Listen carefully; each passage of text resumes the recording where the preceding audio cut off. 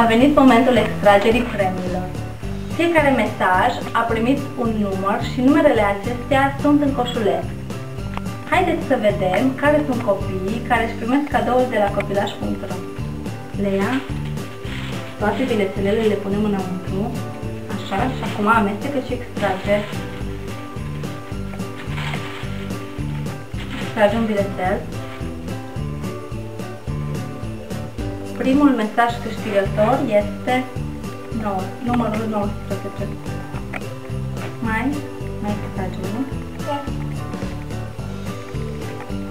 Al doilea mesaj câștigător este numărul 21. Amestecă bine, amestecă. Și mai extrage unul.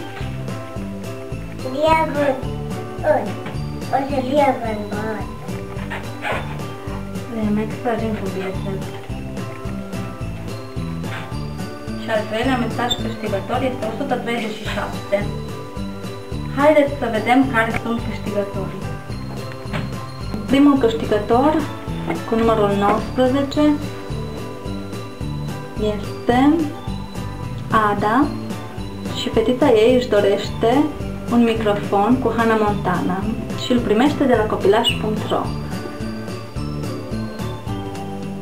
Al doilea câștigător este numărul 21, Diana, și pentru băiețelul ei își dorește un proiector pentru diafilm și îl primește de la copilaș.ro.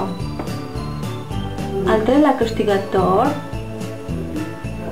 este Matei, Roxana din Galați, și pentru băiețelul ei își dorește un carusel.